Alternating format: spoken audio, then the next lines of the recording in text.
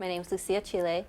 I graduated from the SFS in May 2010. I majored in culture and politics. Hi, my name is Rachel Park. I graduated from the SFS class of 2013. I studied international politics with the focus of foreign policy. My name is Christine Pfeil. I graduated from Georgetown College in 2010. I studied psychology and studio art while I was here.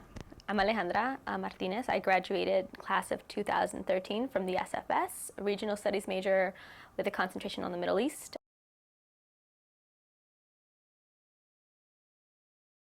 Well, my plan had always been to apply for Peace Corps after graduation. It's something I'd wanted to do for a very long time. So the summer before my senior year, I submitted my application for Peace Corps. And then did the whole process, got, passed all the clearance checks, got, confirmed. So I would be able to leave about 3 months after graduation. So I actually left for Peace Corps in July. I was an education volunteer, so I worked with a kind of a middle school in one of the larger cities of Mali. And it's just working with the school, with the local government, with like parents and students, and trying to improve, activities and participation in school and with the community. For a good time, I think I was debating between master's and law school, but then towards my later years at Georgetown, it became pretty clear that I wanted to go to law school for the skill sets that I would gain, the practical knowledge that I personally would have benefited from throughout my experiences growing up. So I decided to go to law school. And during the time I was considering law school, I learned about this amazing thing called the Tuition Assistance Program at Georgetown. And it's a program that basically gives full ride for any part-time master's or law program for students who are, not students, for Georgetown employees, full-time employees who have worked here for more than a year. So that's something I decided to take advantage of. So quickly, I was hoping that I would get into Georgetown first of all, and when I did, I decided to work for a Georgetown office and then go to law school part-time. Now I am lucky to work at Georgetown University, my alma mater now, as the Associate Director of the Georgetown Scholarship Program. I chose business school because I feel like business is everywhere you look. Everything is transactional, everything has an aspect of business that I think we could always be improving, and if you think about it, the Georgetown Scholarship Program here is somewhat of its own startup. We worked from the ground up to build something that would have major gains down the line. This is an investment, certainly. So I was really interested in looking at this from more of a business perspective and seeing what I could bring to the table with more of a business education. I knew that I definitely wanted to take some time off of school. I know that I had a lot of friends who knew right off the bat they wanted to go to grad school. I knew that that wasn't for me. I wanted to take some time, work with people, learn new things, and then decide where I really wanted to focus the next couple of years of my, academic career. So I knew that I wanted to work within education and that I wanted to work with young people. And I started looking for different opportunities in that, sphere. I looked at nonprofits, I looked at schools, I looked at universities, I looked at different cities, and I guess I just kind of picked the best of the bunch, GSP. I'm going to do a little shout out there. Well, if you compare college and Peace Corps, that's entirely different. In college was very structured. It was very, schedule every day, go to class, go to work, study these hours, eat. So my life in college was very structured and I had a plan and I knew what I was going to do and kind of had everything in place. Peace Corps is nothing like that. You don't have a plan and sometimes your plans fail, so there's no point in having a plan in the first place. And then after Peace Corps, it's kind of been taking everything kind of step by step. You never know that you are so spoiled by the amazing people that you have. At Georgetown, it's really a supportive group of people that is so hard to find outside of Georgetown. And I'm fortunate to have stayed in the community, but then whenever I talk to people just, working outside of the front gates, you never know, you realize it's such a gift that you go to a place that you so love and people who share the same ideology, same mindset, more or less with you. So that's something that changed significantly. Socially, actually, things get more expensive, I think, because once you're in the professional world, the way you meet up is to meet up for happy hour, or let's go to lunch, let's get dinner, instead of, let's just hang out in the common room.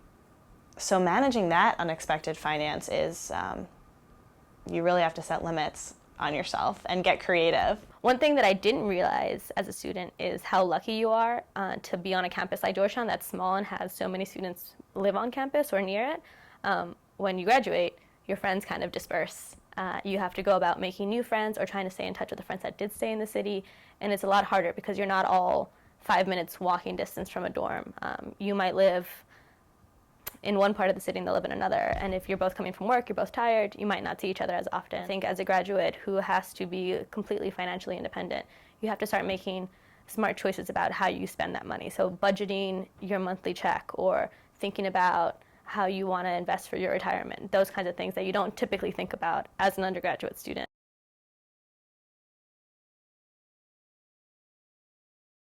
Having your own, personal responsibility to make things happen. When you're a student, or, when you're younger, you have your parents to kind of guide you, you have your professors to guide you, you have your mentors to guide you and to kind of keep you on track, and make sure that, you're achieving what you want to achieve, or giving you advice when you don't really know where to go. After college, you're really more on your own. My mom and I moved to DC from California, which was a big move, and although I was fortunate to have secured a job, I was helping my mom find a job. I still am, and helping her get health insurance, those kind of things, figuring out how to pay rent, going food shopping. Those little things become real weights on your shoulder. Every day, you can really only pick 3 things that are going to be your priority that day. And being honest with yourself about those limitations. Today I pick family, or today I pick friends, or today I'm sacrificing it all and going all the way at work when you need to. So I think being honest about limitations is a big thing. That's probably the biggest challenge. I think as a student, one of your primary identities is that of a student. You kind of have like your year set out in that you'll be taking classes. You might be working part-time. You might be doing extracurriculars, but you have these things that you will be doing. And I think after graduation, you have to figure out what you want to do with all of your spare time. I mean, obviously you have your one big checklist, which is you should go to work or go to school. But having to figure out what you want to do with like the rest of your life, I think is a big question that you never really stop asking yourself.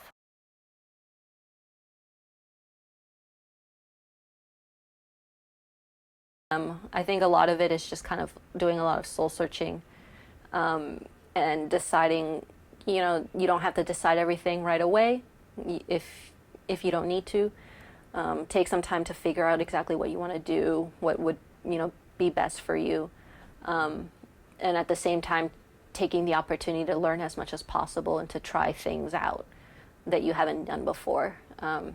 Because especially, after graduation, it's a time where, you feel all this pressure to get a job, go to grad school, get a career going. But it's also the best time to do things that you probably won't be able to do when you're older or when you have more responsibilities. To get as many advice as you can, but don't let that waver you, who you are and what you know is best for you. Many people, if not the majority of people I spoke to actually encouraged me against law school. And they said, oh, you should take a year off to smell the roses and explore your career options, which are wonderful and caring advices. But ultimately, I know myself best. And part of me is thinking if I didn't have the financial reasons, I would have done fine starting law school right away when I'm in the zone, when I know my academic rhythm, So do what's best for you ultimately and feel good about the decision you make. To express gratitude at every single stage of the game. A pen and paper is the best tool that anybody can have in trying to be successful in the world. Writing thank you notes, expressing gratitude on paper,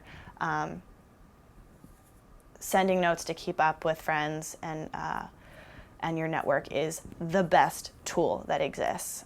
Sitting behind a computer screen is not going to do it.